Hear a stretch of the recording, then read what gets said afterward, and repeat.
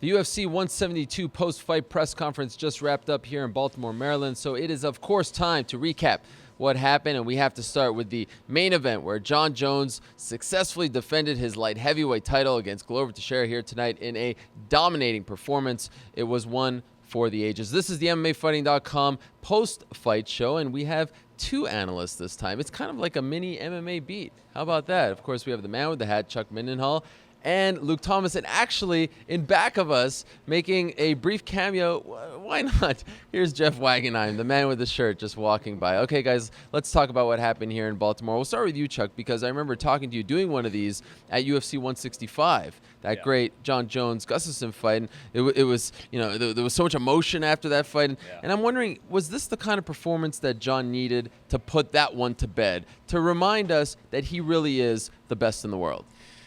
Maybe, but at the same time, it still bothers me a little bit that he had to apologize for that performance and to begin with. I mean, we've talked about this many times.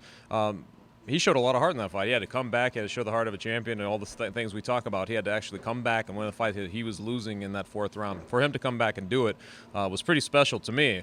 I know that the general public, a lot of people didn't see it quite like that, and he's kind of been under some scrutiny. But I'll tell you what, the building was alive tonight. Everybody was sort of behind him. He did the little Ray Lewis dance. It seemed like he was having fun out there. And realistically, he always surprises you because he comes in with Chael Sonnen. He was going to out-wrestle Chael Sonnen. He comes in here where, you got to keep at range. Well, he wants to in-fight. He's going to do some dirty boxing with him. He's going to land those elbows inside, all that.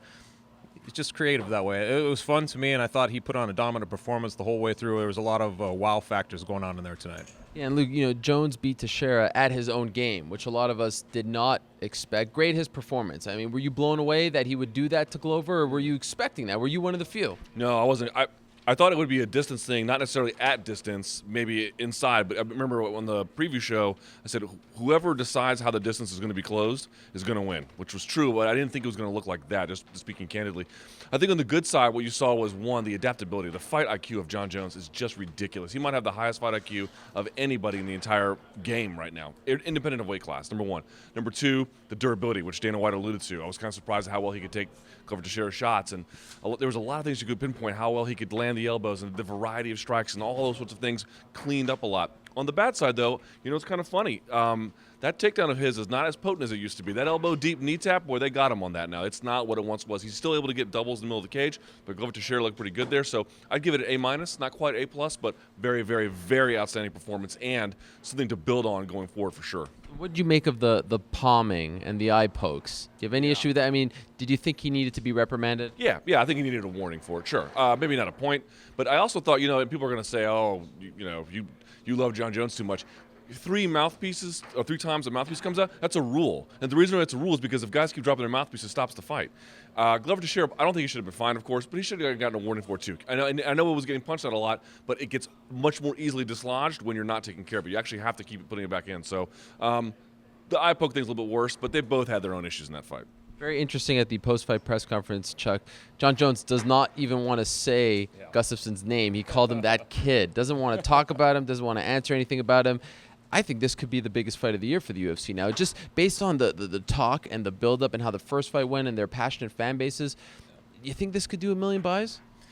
Well, the whole thing was like the obstacle course, right? Yeah. All of a sudden, Gustafsson has to take this other fight. Jones has to share. Well, they both navigated. Here we are. We're back at that fight. That's the one everybody thought was going to happen after UFC 165. We're back at that scenario, and I think from a UFC standpoint, you got to be a little bit happy about that, obviously, because they say they don't want to root for something, but obviously that's a big show. It was the closest he's come to being beat.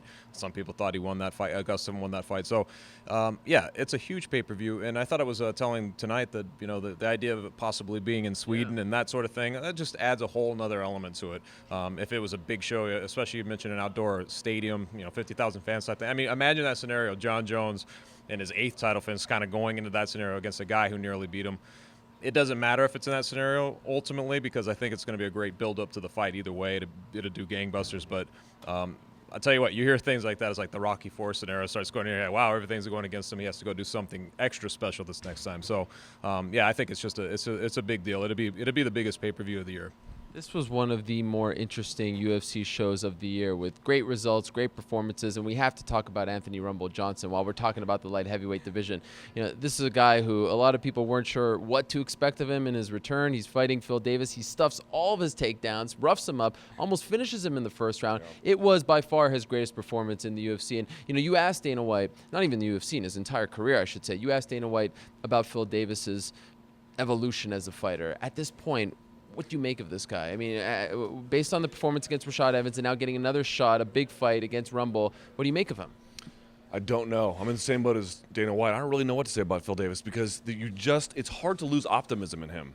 He can have these performances where he doesn't do what you think he could do or can do or should do, but yet you still look at him and you look at him on paper and his resume and the flashes of brilliance that he's shown. You think there's got to be something more there. So I don't think that we have to sort of say Davis is no longer a contender, or not worthy of our attention. I still think there's some time for him to round out some of these problems that he has, but he's got some issues, and and Dana I think made a great point. I asked him, is Davis's issue a skill deficiency? Has he really added in all the things he needs to do, or is it just an enthusiasm thing? And Dana's point was like they're kind of intimately tied, right? If you believe you can beat these guys, why wouldn't you ask for the opportunity?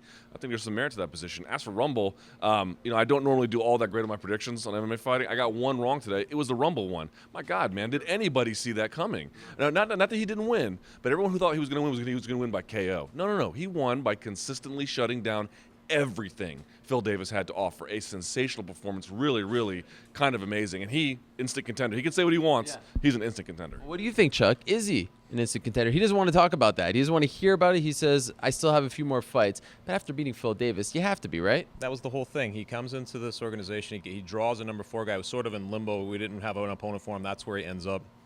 That's the thing. You pass the baton, right? Now suddenly he should be in that sort of territory. And we've kind of, you look at the division, you're like, well, there's a couple guys hovering in that space, but I would say that he's got to be right in there. Obviously, I wouldn't want to see him maybe go directly into a title shot, but I would think one more win over a guy like that, he's right there. Geek out for us for a second here, Luke, because we know you like to geek out when it comes to submissions. Yes. Okay, we have inverted triangle to the Kimura. We've got Joseph Benavidez with a guillotine where both arms are trapped. We had a whole bunch of other ones on the undercard. Which one made you really – I know you were here at Press Row. You can't be total geek because when you're back home in D.C., you're really geeking out. Yeah. But which one really made you excited? The Rockhold submission. I mean, why? They were all pretty good. There were some good. Don't get me wrong. I mean, at this point, it's sort of a matter of preference. The technical skill required to pull that off is a little bit higher than everything else. When you get that inverted triangle like that, you can't just sort of sit on a guy's back where he has it and finish it because you don't have the angle. You actually have to get him on a hip. And so, or completely inverted, like Jorge Masvidal got unfortunately beaten in Bellator. That you have to turn them, and it's really hard when they have their base. You notice he struggled to get that ankle out. So he finally did it, and then when he did, he threatened with the Kimura, which is a strongman move. And for a guy like Phil, for Tim Boach, to be able to try to guard that side, and he couldn't because the arm was already stuck in the inverted triangle. These are not like 155 or 145 Miao brothers from Brazil. These are basically 200-pound guys by the time they walk into the octagon. To be able to do that is just a ridiculously high level, and the presence of mind to pull it off. Have you ever seen middleweights / guys 200 pounds? They don't do stuff like that. So for me, that was really a ridiculously high level stuff. And as you mentioned, his hair looked impeccable the whole time. Ridiculous, dude. What do you think of his call out of Vitor or Michael Bisping? Do you think either of those scenarios happen? I would be kind of surprised in the end of the day if the Bisping one happens. I kind of feel like they're going to go in a different direction because he just couldn't get it done against Kennedy. And I feel like Bisping probably wants a tune-up fight too. In the end of the day, Rockhold ain't that guy. Rockhold's not that guy. I think Rockhold Vitor makes a ton of sense. Rockhold just fought, needs some time to figure it out. We mentioned we don't know what Vitor's issue is. They could really work that out. They could do it back here if needed. I bet he would even go back to Brazil to fight Vitor. He wants the Vitor fight so bad he would take it. It doesn't matter what the geography is. He wants it. And I really think that would be the redemptive moment for him to become the true next guy for Chris Weidman to fight. We can stand here and talk about all the great performances tonight, from Chris Beal's flying knee KO to Danny Castillo's KO, a great win by Takanori Gomi, a nice comeback win for him. We could stand here all day, but they are actually kicking us out of this arena. So I'll ask these gentlemen one last question. We'll put them on the spot. It's officially April 27th now of 2014. It's way past midnight. Who's going to win when John Jones fights Alexander Gustafsson for the second time? Chuck, we'll start with you. Why did you do this already? You gotta throw a curveball.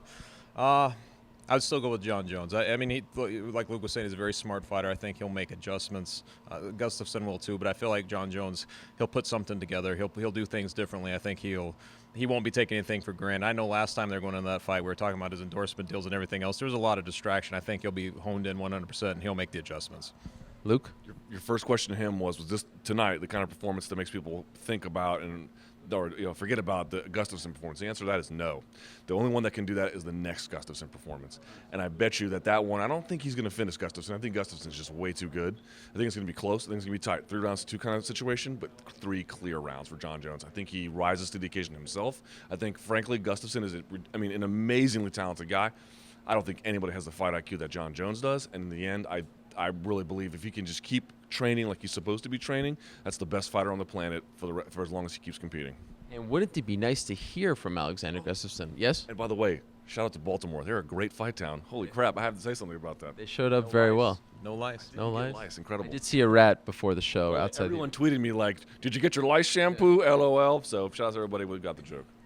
What I was going to say was, wouldn't it be great to hear from Alexander Gustafsson after a performance like that? Little teaser for you. Monday on the MMA Hour, the Mauler will be joining us. How about that? A great week here in Baltimore, Maryland, and a great night of fights here tonight. Some of the performances were really some of the best of the year, and it was, of course, capped by John Jones's defending of the title one more time, or at least for now one more time against Glover Teixeira. We'll see what happens when he fights Alexander Gustafsson in that rematch, which could be very well one of the biggest fights of the year. For now, we'll sign off. For Chuck, Luke, I'm Ariel. Thank you so much for watching our coverage all week long here in Baltimore. We'll see you next time right here on MMAfighting.com.